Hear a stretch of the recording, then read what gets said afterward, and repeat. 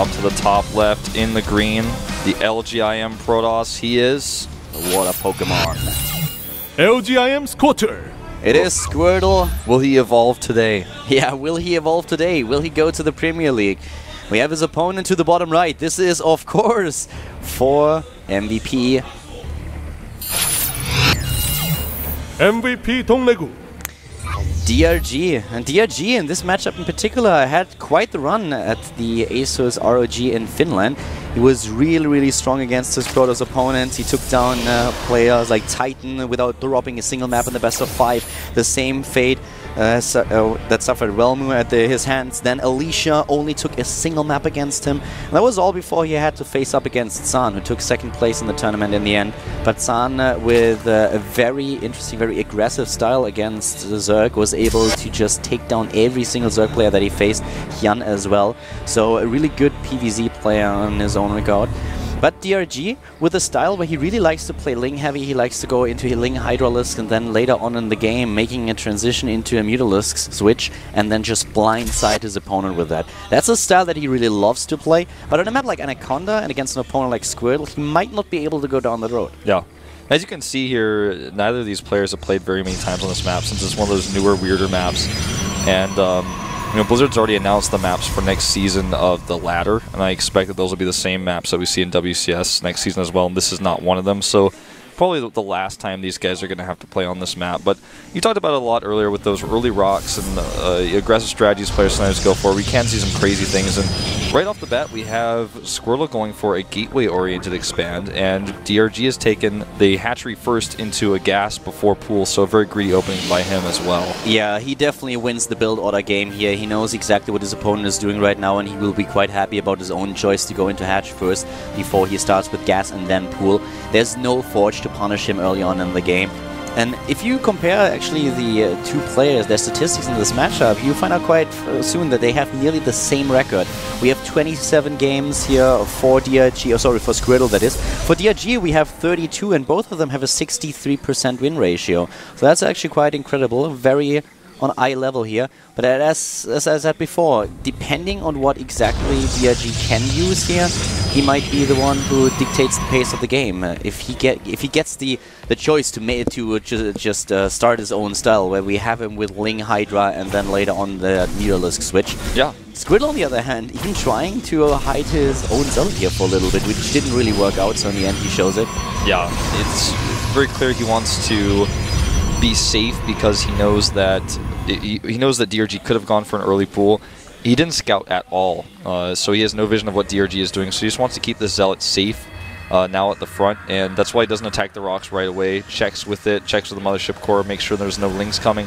Now he's going to go back to work on the rocks. He's taking a very greedy Nexus here, but with the map, once he kills those rocks, he's in a great place, and he decides to actually send the Zealot out instead and does a full wall off. You can always destroy those rocks later if he's under a big attack by roaches or something like that. What you can really see in this game at this point is that we have, with a very early gas for DRG, already him with the speed right at the beginning of the game.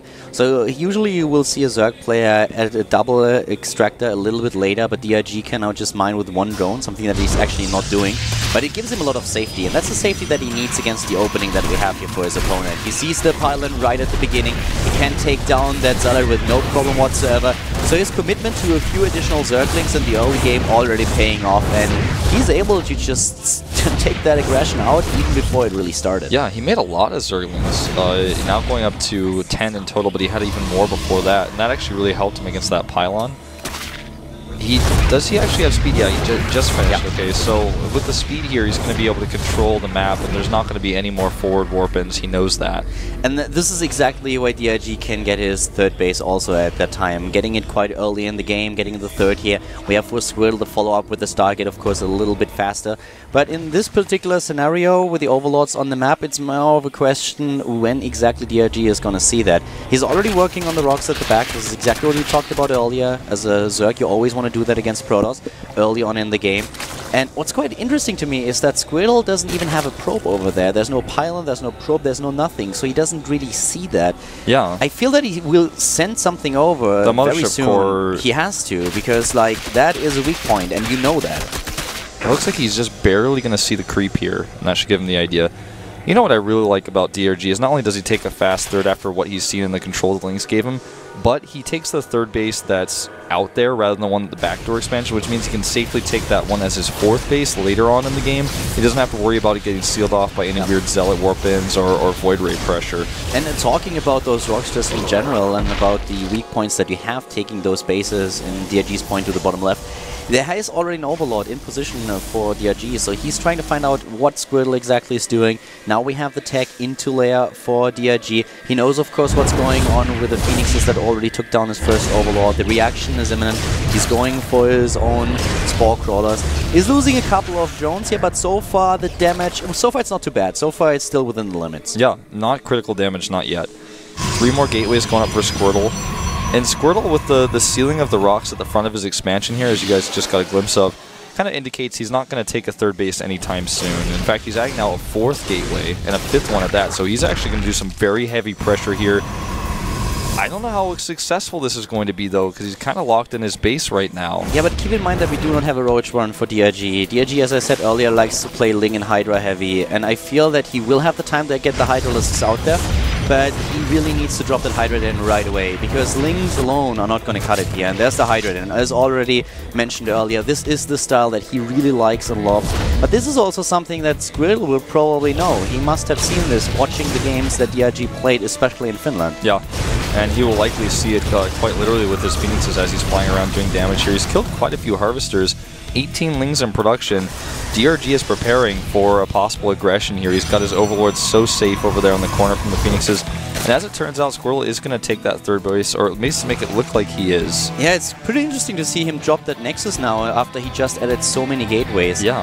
And DRG, I mean, we can't double check here. As I mentioned earlier, we do not have an observing PC today, but I do not think that he saw all those gateways. So yeah, he just cranks out his Hydralisks right now. He wants to be safe here. He does not get the speed upgrade. He gets the range upgrade instead. There is no timing that he's immediately trying to hit.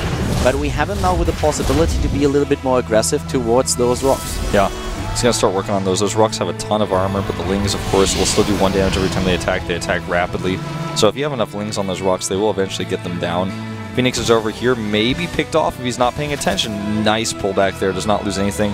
First Overseer is being morphed to Scout, and that's going to give him vision of the third base, you know, how long it's been up, and also those gateways. But Squirtle is really just kind of sitting back here now, adding his tech, and it looks like those gateways he added may have even been just a precaution by him. And I was just about to say that we should see a 4th base by Dongmagu any second, and there it is now at the bottom left. One thing to focus the attention a little bit onto is that so far we do not have any... Oh my god, that's a great position here. Nice, takes out 2 Phoenixes. But what I was about to say is that we have DRG neglecting his upgrades because he wants to get his tech out so fast and he wants to get those Hydralisks. This is really crucial because without that, without those upgrades, he can afford that fast attack and he can afford this many Hydralisks at this point in the game. If he goes for the double upgrade a little bit earlier, then he has a huge problem making that happen, and attacks are timing attacks are so much more dangerous against him. So that's a really good choice that he went for here. Notice he also adds the Spire, and he's adding the melee upgrades. So we could see Ultralisk later on potentially. I don't think he's going to switch into Ling Muta since he's committed so much to Hydras already. And the Spire is mostly probably just going to be for Corruptors. But that's kind of also like sometimes a little bit misleading because this is really what he likes to do. He banks up 1,000 gas, 1,500, he plays this game, and then suddenly he just goes into a massive Mutalisk switch and hits you really hard, even though he has those Hydralisks on the map. But for now he doesn't even really need that. He's already doing damage at the front, he's taking down the pylon, force field's not even killing, well, maybe 1 or 2 Lings. But there's a lot of danger that DRG at some point will just go for those Mutalisks if you look at what kind of bank he has in gas already. This is just such a funny map, you know. Never ever on any other map would you have a situation where a Protoss can just sit back like this and be safe with all these bases. A lot of pylons coming up here. He's trying to secure the power on those gateways. The Lings are going to separate his attention here, but he can't put the Hydras into the main base, and he actually runs the Lings away. This attack not really worth it for DRG. That would be 20 Mutalisks if he goes for it, and I can actually see that I think he's going to do it, but he goes Corruptors. He goes Corruptors in this scenario, and you know, considering what we saw from DRG, especially in all the games that he played against Protoss in Finland, I'm a little bit surprised by this choice. I feel a switch into Mutalisk could have done a lot here. He's attacking at that third, but just think about what would have happened if he would have committed his ground forces to another attack at the left side of the map and Mutalisk go into that third base. Because there is currently... I'm not quite sure if he already has Bling. No, he's just researching it right now. But there's not a lot of anti-air there. So I feel a 20 Mutalisk switch would have actually been brutal against Squirtle here. Yeah, I actually agree with you. You know, he may still later even switch into them, but the commitment to the Corruptors makes it much less likely. He has such a great economy in gas. He has all 8 extractors up and running. Could even add a 5th base when he wants to. He's adding a macro hatch right now. But the scarier part in this game, you know, the more threatening thing that's going on here is that Squirtle's upgrades are getting better. He's built a killer army, and he could actually try to counterattack after he holds this. If he holds it, that is. He goes for another recall. And the recall is really important, but oh my god, the first one of the Colossi is already down, and the second one immediately being attacked. Corruption is being used here to its fullest extent. He hallucinates a couple of Colossi, but all of the real ones are already gone. Yep. And that's horrible news for Squirtle, who suddenly has nothing against the Hydralisk. And here comes the Mutalisk switch. The Mutalisk switch is on, 16 of them on the way. You know, it's really unfortunate for Squirtle that while those Colossi were like in limbo, I don't even know how else to describe them, while they were in their recalling phase, he wasn't even able to fire with them. They gave DRG a good lead in the start of that fight, and he's really running with that pressure. Really would like to see him take a 5th mace, maybe even the one to the very bottom left, because it's so far away from anything Squirtle can do by ground. He's even adding a Baneling Nest here, Caliber. Right now, we have a really good position for DRG. He has so much momentum, he has so many opportunities, a very mobile army on the map that he can use, and Squirtle is starting to be in a little bit of trouble. His stalker numbers are certainly increasing. What are those Hydralisks doing all the way at the back? They need to be in the fight if he really wants to commit, and now on creep he's moving them away. But that was actually him botching this a little bit. He lost too many units already, and suddenly Squirtle has the much more impressive army on the move. I completely agree with you there. That was a huge mistake. He was not very careful with his army he was moving out with there. And now he needs a little bit more time to get the units better here. He's going to get force field out. The Hydra's not doing a whole lot here. The Mutas are fighting straight up. The Zerglings are already gone, most of them. He's trying to get the reinforcements in right now, but Squirtle is doing a really decent job here. Corrupt is being used for corruption, but now the Mutalisk alone, they can't fight this. That's when the Hydralisks come into play. He would like to have that Zergling shield, but he just doesn't have it right now. He just really does not, and the Stalkers are blinking well. The Mutalisk count is really starting to fall down here. The Corruptor's very useless now, and Squirtle is dropping in supply. Very quick remax here by DRG. DRG has a problem with his lava right now. He still has a lot of resources, but he can't commit to his lava. Just now the injects pop, and immediately he uses it to get more and more Hydralisks into the game. The +2/+2 is not done for this fight, but it will be done for the next one. And Squirtle is already on the run. That was like one of the best scenarios that it could have happened there for him, since DRG messed up his unit control a little bit at the beginning. Yep. But still the Zerg player with way too much power. Way too much power here, and one thing I really want to note about this fight is the creep spread for DRG is so good that there's really nowhere to run for Squirtle during that moment. If he backs up into creep, he backs up into spine claws if he goes to the right side, and DRG, you know, having better creep spread than most Zergs will in this matchup at this point in the game.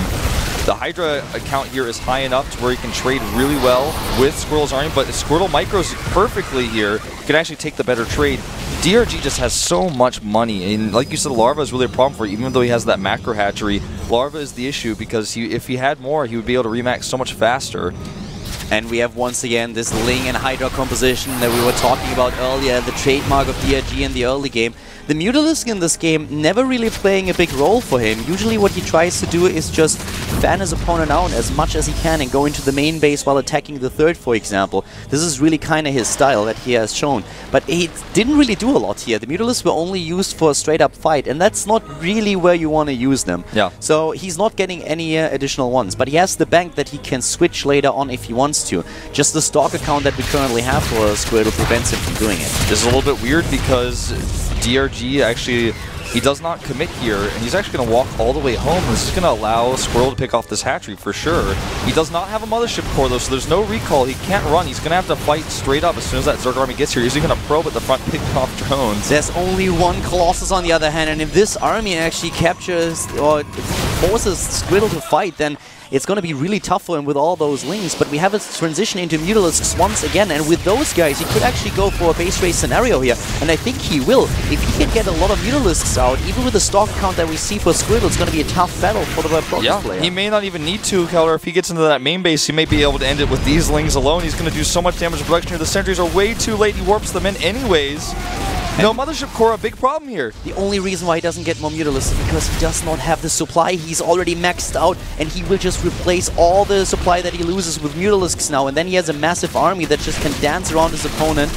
He will not fight those Stalkers head on, but with all the bases that he's currently building, he can win a base trade anytime. Look at this, 11 additional ones. He should even be able to kill this Nexus over here to the right. I think he will target it down, and everything he loses, exactly like you said, will put into Mutas. There's Mutas already coming across the map. Squirtle is pinned down. He was never able to really get a firm grasp on this game, and DRG decides to run with his Hydras. A good choice nonetheless, and Squirtle is in so much trouble right now. He doesn't have an army to trade. He is 60 supply down, and we will have nearly 40, 45 Mutalisks once that DRG gets the rest of them out. Look at how he fans out these bases, satellite bases to the left side, to the bottom left as well. They are everywhere. And this is something where Squirtle, he just has not such a mobile army. Yeah. Links to the left, links to the right, and the only thing that Squirtle is doing is trying to chase DRG, and that's not going to work in the long run. It's definitely not, especially because he's going to lose this Nexus again here. His main Nexus is under attack as well. The Mutas just have to right-click. He decides not to target the main Nexus down. He just keeps running his Hydras away. Once he has the support of the Mutalisk, there's no way Squirrel takes this fight. Oh, God. Oh, this is just disgusting. He's got nowhere near the anti-air he needs. He's trying to force seal the Lings out. The Stalkers here that are coming in, even those can barely beat these Mutas, and DRG is just going to run away again. Every Stalker counts, and by now we have nearly 40 Mutalisks, 37 in just a few seconds. Another Nexus falls. He could even fight those Stalker numbers already, or try to, with the Hydralisks and the Zerglings on the ground, but he doesn't have to. He can play the long drawn-out game, and he is sure that he is going to win it. And he's running another circle. He's running once again to the top left, and this is just a ring that he's just walking point after point. Main base, natural third. Main base, natural third. That's the only thing that he's doing. And Squirt looks at it and is like, well, I can't play that game, so I have to attack.